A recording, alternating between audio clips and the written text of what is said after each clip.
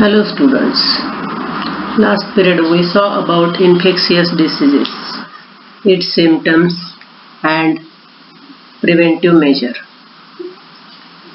You have to find using internet reasons, symptoms and other information of chickenpox. Chickenpox means कांजिण्या. तुम्हाला इंटरनेटच्या मदतीनं कांजिण्याचे कारण आणि लक्षणं शोधून काढायचे. At the same time you have to collect information about pulse polio drive. Pulse polio अभियानाविषयी माहिती घ्यायची. and WHO world health organization जागतिक आरोग्य संघटना यांच्याविषयी माहिती ही आपली ऍक्टिव्हिटी आहे. So write activities separately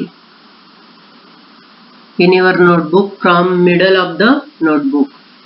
तुमच्या वहीच्या बरोबर मध्याच्या पुढे ऍक्टिव्हिटी लिहायला सुरुवात करायची. ही पहिली ऍक्टिव्हिटी आहे. इंटरनेट वरून तुम्ही ही माहिती कलेक्ट करायची.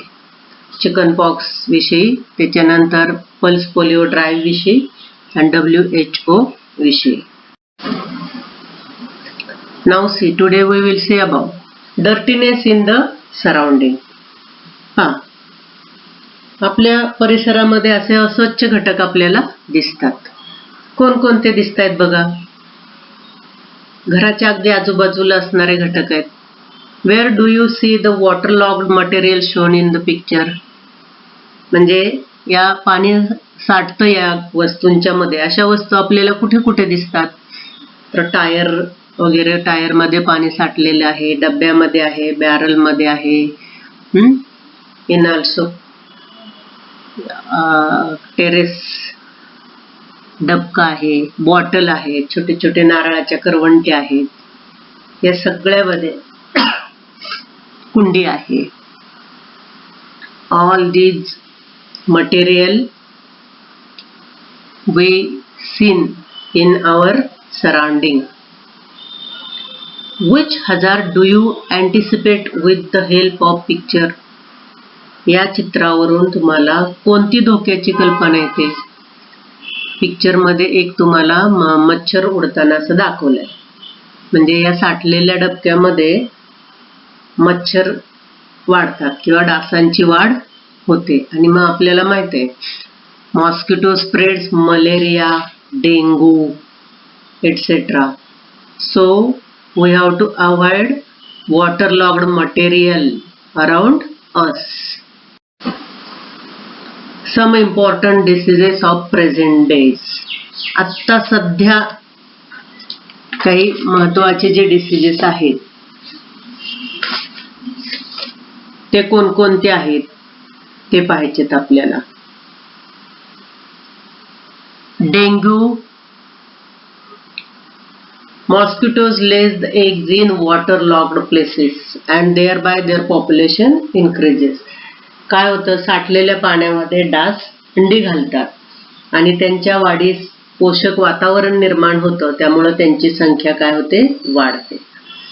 Different species of mosquito spread different diseases.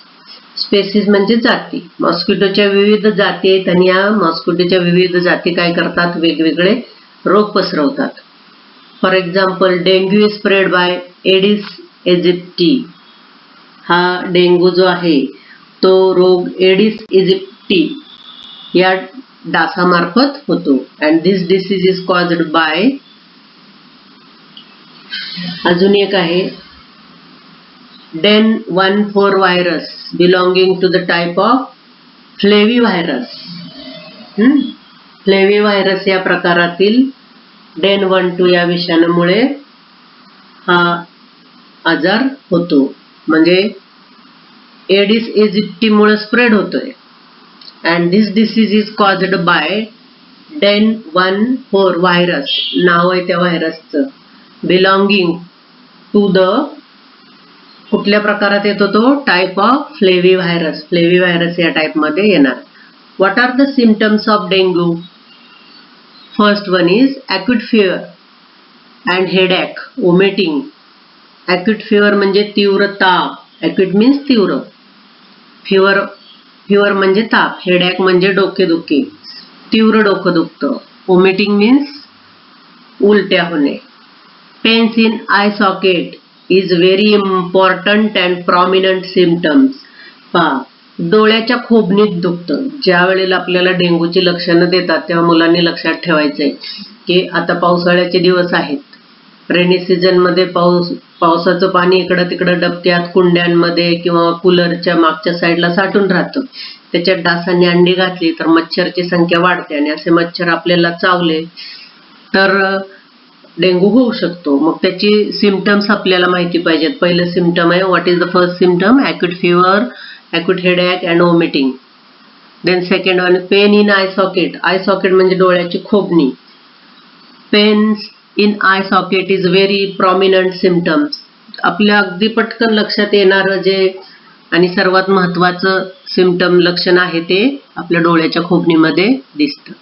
आणि तिसरं, decrease in platelet count. Platelet count म्हणजे रक्तबिंबिका. आपल्या रक्तामध्ये लाल पेशी आहेत, त्याच्यात बरोबर रक्तबिंबिका पण आहेत. Decrease in platelets count that may lead to internal haemorrhage. पहा, प्लेटलेट्स काउंट डाऊन झाला तर आपल्या शरीरामध्ये शरीरांतर्गत रक्तस्राव व्हायला सुरुवात होते. So avoid waterlogged material around us as dengue is a very severe disease. आता आपल्याला याच्यामध्ये हे चित्र understand and explain to the others म्हटलंय. आपणही जाणून घ्यायचं आणि इतरांनाही काय करायचं त्याचं सांगायचंय. पहा, तर what you observe? Tyre of vehicle. Tyre of vehicle मध्ये हे पिक्चर तुम्ही पाहायचंय आणि पिक्चर पाहत असताना त्याच्यामध्ये तुम्हाला काय काय पाहायला मिळतंय ते बघायचंय. In the tyre water is there, waterlogged in the tyre. And next step is some mosquito lays their eggs. Here some mosquito. In first figure, tire, in tire water is there and waterlogged tire मध्ये मॉस्किटोनं काय केलेले आहेत? अंडी घातली आहेत. Next stage of egg is larva. Here larva is form and conversion of larva into mosquito. म्हणजे पाणी साठल्यामुळं डासांची निर्मिती होते हे आपण इतरांना सांगायचे. आता हे डास असे जर डास मॉस्किटो स्प्रेड झाले तर त्याच्यामुळे आपल्याला डेंग्यू, मलेरिया सारखे डिसीज होऊ शकतात. म्हणजे you understand and explain to the others. Here is also one activity. Dengue reason and preventive measures are given. You have to observe this picture and explain each picture. इथं सेंटरला जे आहे हे Aedes इजिप्टिया mosquito दाखवलेला आहे आणि त्याच्या कडेने वेगवेगळे घटक दाखवलेले आहेत. या घटकांचं तुम्ही काय करायचंय? ऑब्झर्व करायचंय आणि त्याच्यात पुढे bracket. In your textbook this figure is given 2.5. You have to write the name of or explanation of each figure.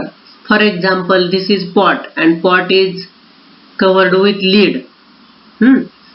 Due to covering the pot, no mosquito will lay the eggs here. It is a preventive measure. Here is mosquito. आपण घरामध्ये लावतो पहा, मॉस्किटोसाठी coil लावतो. त्याच्यानंतर असं liquid असलेलं मॉस्किटोची एक